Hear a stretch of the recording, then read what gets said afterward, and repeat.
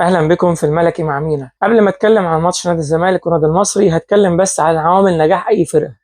اي فرقه بتعملها زي العربيه، عندها 4 عجلات: الاداره والجهاز الفني واللاعبين والجمهور.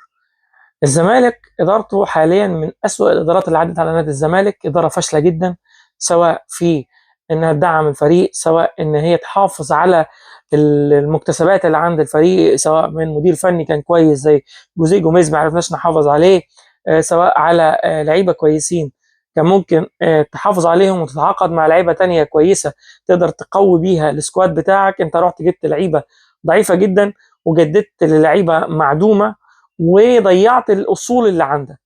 فانا بالنسبه لي اداره نادي الزمالك فقد فيها الامل تماما. نيجي لمجموعه اللاعبين. مجموعه اللاعبين اللي احنا هنكمل بيهم لنهايه الموسم هي مجموعه ثابته، انا مش هقدر اطلع الا من قطاع الناشئين اللي المفروض يكون بيمد نادي الزمالك بافضل لعيبه موجوده في مصر.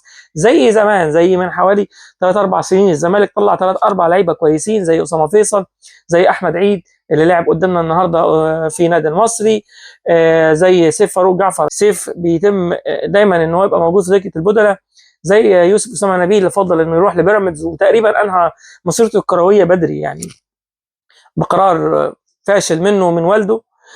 ولكن الناحيتين دول انا مش قادر اتكلم فيهم، لا لعيبه قادر اجيب لعيبه ثانيه ولا اداره قادر اتعامل مع حد تاني. الجمهور نادي الزمالك على اعلى ما يكون حاليا، بيقدم الدعم للفرقه في كل الاوقات، بيعمل دخلات حلوه في الماتشات الكبيره، دايما بيساند الفرقه ال 90 دقيقه، الماتشات المهمه والماتشات المش مهمه قدام فرق قويه او قدام فرق ضعيفه. دايما جمهور نادي الزمالك موجود ودايما بيدعم الفرقه. مشكلتي كلها دلوقتي انا مع الجهاز الفني لنادي الزمالك. الجهاز الفني لنادي الزمالك هو النقطه الوحيده، العجله الوحيده اللي لو دارت كويس ممكن تنقذ لي الموسم ده من انه يبقى موسم كارثي الى موسم ناجح. هي الحته الوحيده اللي نقدر نحسن فيها الموسم بتاع نادي الزمالك. اللي انا شايفه ان مستر بيسيرو هو مدرب فاشل جدا لنادي الزمالك، كمل سلسله الفشل من الاداره بتعاقد مع مدير فني ملوش رؤيه واضحه. حاليا عمل ماتش كويس جدا قدام نادي الاهلي بس وما عملش اي حاجه تاني. لسه قدامنا 5 ماتشات في بطوله الدوري، لازم نكسبهم كلهم، مع انتظار تعثر للنادي الاهلي، مع انتظار طبعا ان لجنه التظلمات تحكم بالعدل وتخصم 3 نقط من رصيد النادي الاهلي في نهايه الدوري. ممكن الزمالك ياخد مركز تاني لان خلاص طبعا فرصه ان احنا ننافس على اللقب انتهت تماما من وجهه نظري بالتعادل مع النادي المصري. وممكن نطلع من موسم صفري الى موسم ببطوله ضعيفه هي بطوله كاس مصر، ولكن افضل من انك تطلع بدون اي بطولات. النادي الاهلي اللي المفروض عنده اداره مستقره وسكواد قوي معرض ان هو في حال ما اذا خسر المركز الثاني قدام نادي الزمالك. انا اعتقد ان النادي الاهلي بعيد كمان عن ان هو ياخد لقب الدوري السنه دي، فهو هيبقى طلع من كل البطولات. هو بس اللي ممكن ينافس عليه انه ياخد المركز الثاني من نادي الزمالك، وبكده يكون انقذ الموسم بتاعه في ان هو يلعب الموسم اللي جاي في دوري الابطال. غير كده ما اعتقدش انه هيروح بعيد، وما اعتقدش انه هيكسب بطوله الدوري في ظل وجود بيراميدز بالشخصيه القويه ومجموعه القويه من اللاعبين والاستقرار الفني والمالي والاداري. نادي بيراميدز اعتقد انه هيقدر ينهي الدوري المصري في الصداره، وغالبا هيقدر كمان يكسب دوري ابطال افريقيا قدام سان داونز، وليه الافضليه على نادي الزمالك في نهائي الكاس. عشان نتكلم بصوره حياديه وبصوره واضحه، بيراميدز من الفرق المرشحه ان هي تنهي الموسم ده ب3 بطولات تتويجا لمجهود الاداره المستقره، جهاز فني جددوا فيه الثقه، مجموعه من اللاعبين عندهم اقوى سكواد في مصر. حتى بعد تدعيمات النادي الاهلي بالتدعيمات القويه اللي بيعملها حاليا يظل بيراميدز مع السكواد الاقوى في مصر. نرجع لنادي الزمالك وللمدير الفني لنادي الزمالك كابتن بيسيرو لازم يغير طريقه تفكيره في تنفيذ خطه 3-5-2، لان لازم يتم الدفع ب2 مهاجمين صرحه. انا شخصيا افضل اللعب بناصر منسي وبحسام اشرف. حسام اشرف كويس جدا في انه بيمرر الكره على الارض بشكل كويس جدا وبيشوط برجليه الاثنين كويس، ووجود لاعب زي ناصر منسي بيلعب بالهيد كويس في الالتحامات الهوائيه كويس جدا، فوجود الاثنين دول جوه منطقه الجزاء هيقدر يربك اي دفاع. حتى في وجود دفاع نادي بيراميدز هتقدر يبقى لك افضليه في انك تهدف، في ظل كمان انك لازم تدي تعليمات للاثنين الباكات انهم دايما يزيدوا ويعملوا كروسات، على اعتبار ان في 3 في الخط الخلفي بيسدوا منطقه الجزاء والاطراف.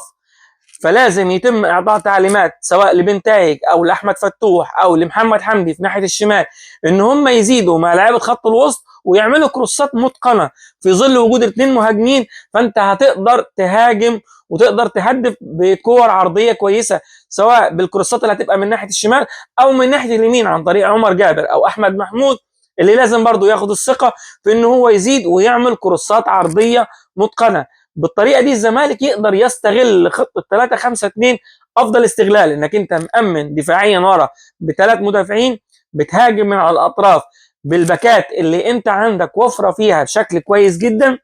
كمان وجود مهاجمين اقوياء جوه منطقه الجزاء هيساعد الزمالك على انه ينفذ 3-5-2 بشكل كويس جدا. كمان الخطه دي ممكن تفادينا اللعب على الاطراف باثنين اجنحه، لان الزمالك ما عندوش اجنحه خالص حاليا. الزمالك عندنا جيفالي مصاب، عندنا زيزو ما بيلعبش، عندنا مصطفى شلبي لا تعرف تقول ان هو لاعب جناح ولا لاعب مهاجم ولا لاعب ليه لازمه اساسا في نادي الزمالك ولازم يتم التخلص منه بشكل سريع. فانت ما عندكش اجنحه، لازم تعوض عن ده بالباكات الطايره اللي بتزيد من ناحيه اليمين ومن ناحيه الشمال، وتستغني عن الاجنحه بوجود كثافه في منطقه الهجوم عن طريق وجود حسام اشرف و ناصر منسي، ويبقى بديل ليهم الجزيري. كمان خطه 3-5-2 الزمالك ممكن يستغلها بشكل كويس في الضربات الثابته اللي حاليا ما فيش اي استغلال ليها، وده نقطه استفهام كبيره جدا. اللي نادي الزمالك عنده 15 يوم راحه وما تمرناش على اي كره ثابته. انت عندك في خطه 3-5-2 3 لعيبه ورا في الخط الدفاعي طوال جدا، عندك 2 المفروض او مهاجم على الاقل صريح زي ناصر منسي بيلعب بالهيد كويس، وثلاثي الدفاع بيلعب بالهيد كويس، ومع ذلك ما عملناش اي خطوره من الكرات العرضيه، ما فيش اي جمله بتتعمل. لازم الزمالك في الفتره اللي جايه يركز على اللعب بكرات ثابته بشكل كويس، سواء لحسام عبد المجيد او مصدق او الونش او الزناري لما بينزل، او وجود لاعب زي ناصر منسي او وجود لاعب زي الجزيري. فانت عندك 4 أو 5 لعيبه جوه منطقه الجزاء، المفروض ان هم ال4 او ال5 بيلعبوا بالهد بشكل كويس جدا. فلازم الضربات الثابته دي تبقى في حكم اهداف لنادي الزمالك، في حكم ضربات جزاء لنادي الزمالك. غير كده يبقى احنا بنطبق 3-5-2 في اسوأ استغلال، ان احنا بندافع واحنا المفروض فرقه عايزه تكسب لقاءات. فده امر غير مقبول. او نلجا للحل الثاني ان احنا نطور خطه 3-5-2 اللي احنا بنلعب بيها لخطه 4-4-2 دايموند، لان دي الخطه اللي من وجهه نظري الانسب. انت لازم في خطه نادي الزمالك تبعد عن الجناحات خالص دلوقتي، لانك ما عندكش اجنحه، فانت لازم تهاجم من العمق، معتمدا ان عندك لعيبه في قلب الملعب اقويه جدا. فانت ممكن تلعب ب احمد فتوح او بنتايج على الباك الشمال، باك اليمين عمر جابر، تلعب بمصدق وحسام عبد المجيد في خط الدفاع، قدامهم واحد زي محمود جهاد اللي انا بشوف انه هو افضل من دونجا، لو مش موجود يبقى دونجا هو اللي هيبقى في مركز 6، قدامه 2 شحاته وناصر ماهر، علشان ناصر ماهر ما بيقدرش يلعب على الاطراف. فانت لازم تستغل ان هو بيلعب كويس في العمق مع وجود محمد شحاته بيلعب كويس في العمق وعنده شويه جرأه في ان هو يكمل جوه منطقه الجزاء او يشوط من بره. قدامهم على راس الدايموند من قدام هيبقى عبد الله السعيد اللي يقدر يوزع لك اللعب سواء لمحمد شحاته او ل ناصر ماهر او للاثنين الباكات لما يزيدوا، ويبقى عندك برضو 2 مهاجمين اقوياء اللي هو حسام اشرف وناصر منسي. بالطريقه دي تقدر تستغل الزمالك هجوميا بشكل كبير، بعدت على منطقه الاطراف، بتهاجم بس من العمق وبتهاجم من طرف في حاله ما اذا كان الفريق اللي قدامك راجع اول ورا، فانت بتطلع الباك وبيعمل الكروس العرضي في وجود برضو 2 مهاجمين. لو كملنا بطريقه اللعب 3-5-2 بوجود شلبي او خطه 3-4-3 لو بيتم تعديلها في ان شلبي يجنح على الجناح الشمال ويتم اي حد يروح ناحيه الجناح اليمين، فهنخسر غالبا لقاء بيراميدز في نهائي الكاس ومش هنقدر نحقق المركز الثاني في الدوري. فلازم يتم اللعب بذكاء من كابتن بيسيرو، ويدرك كده ان هو خلاص ما ينفعش العب على الاطراف، انا لازم اهاجم من منطقه العمق على طول.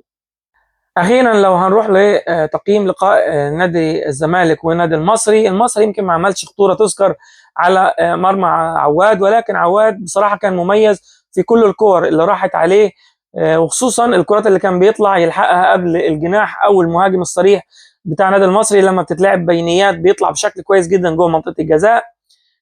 وجود مصدق لاعب ممتاز جدا في خط الدفاع، حسام عبد المجيد ممتاز، ولكن هما الاثنين لازم يبقى ليهم دور هجومي في لعب الكرات بالهيد بشكل متقن اكتر من كده. حسام اشرف جات له واحده في الشوط الاول كان لازم يحطها جون، قلشت منه.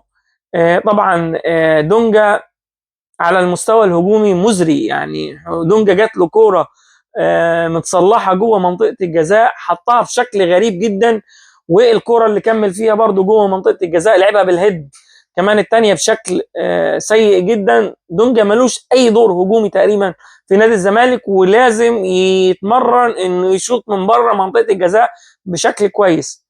محمد شحاته ممتاز برضه. محمد شحاته في كوره اللي لم فيها دفاع نادي المصري، انا مش عارف ليه حب يعملها تشب برجله الشمال جوه الجون، يعني كان المفروض الكره دي تتلعب مباشره لناصر منسي اللي كان هيحطها بكل سهوله جوه الجون. انا مش عارف ليه عمل الكره دي بالشكل ده، يعني هي الكره دي بس لو كان لعبها بشكل كويس كان هنديله 10 من 10 النهارده. ولكن يظل محمد شحاته هو واحد من افضل لاعبي خط الوسط في نادي الزمالك. عبد الله السعيد انا شايف ان هو لعب ماتش عادي بالنسبه لعبد الله السعيد، ما عملش تاثير. عبد الله السعيد ما بيشوطش من بره منطقه الجزاء، الشوطات المتقنه بتاعته. اتمنى ان عبد الله السعيد برضو يشوط من بره منطقه الجزاء كتير خلال الفترات اللي جايه. شلبي صفر كبير جدا، لاعب انا نفسي الزمالك يطلعه من السكواد بتاعه صراحه. الجزيري لما نزل ولا حاجه ولا حاجه، الجزيري ما بيعملش اي شيء، يعني الجزيري في سن ال 30 بيتم التجديد معاه بالعمله الصعبه على انه مهاجم اجنبي ما بيعملش حاجه. يعني انا متهيألي لو فيستو مايلي بس مع الزمالك كان هيعمل اداء اكتر من كده، وكان هينتشل نادي الزمالك في كذا لقاء. يعني الجزيري نو كومنت بصراحه.